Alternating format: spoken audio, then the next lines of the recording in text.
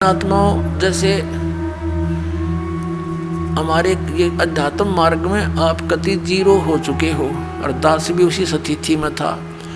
अब दास को सतगुरु मिल गए, कहते पीछे लगा जाऊं था मैं लोक वेद के साथ, रास्ते में सतगुरु मिल गए, दीपक दे दिया हाथ। अब ये इतना बड़ा अध्यात्म मार्ग है कि जैसे हम सत साहिब बोलते हैं और पहले राम राम बोलते थे, इसका कारण क्या था? ये मंत्र जाप करने का नहीं था, ये केवल याद दिलाने का होता है कि भाई इस संसार में भगवान बिना कुछ नहीं, और जो गुरुजी ने मंत्र दे रखा है उसकी भूल ना पड़े। जैसे आप देखा करते, अब तो यह बात बिगड़ती जा रही है, नास्तिक होने जा रहा है पूरा मानव समाज, काल का दाव लग गया था। तो पहले हम देखते थे जैसे सुबह या कभी घूमने फ्रेश होने जाते थे, आने जाने वाले मिलते थे, एक दूसरे को राम राम राम राम चाचा, वो 3-4 बार बोला करता राम राम भाई, राम राम राम, हाँ राम राम। अब ये तो एक औपचारिकता बन गई थी, लेकिन ये स्टार्ट कहाँ से हुई थी? ये ऐसे होता है कि ये मंत्र जो गुरुजी देते हैं, ये अपने मुख से दूसरे को बोलकर सुनाना नहीं होता, नहीं तो फिर उसको सुनाने से आप उसके गुरु बन गए, आपकी भक्ति नाश होनी शुरू हो जाएगी। तो इसलिए उसको ये भी नहीं कह सकते कि आप इस मंत्र का जाप करा करो, गुरुजी ने बता रखा है।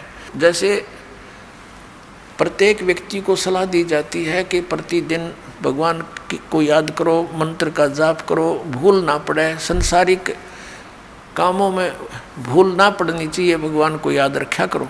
तो एक नियम बना रखा था गुरुओं ने कि अभी ये कोड वर्ड है, और रास्ते में जब कोई संसारिक विचारों में ग्रस्त व्यक्ति आ रहा हो और उसको बोल दिया जाए कि राम राम भाई, तो वो समझ जाता था कि ये क्या कहना चाहता है, कि ये न्यू कह है भगवान बजले, गुरुजी ने जो मंत्र दे रखा है उसका जाप कर, ये संसारिक उलझेड़ों में मत पड़ तू, यही भगवान का नाम ही इन संकटों से जो विचार तू कर रहा है इनसे निवारण करेगा।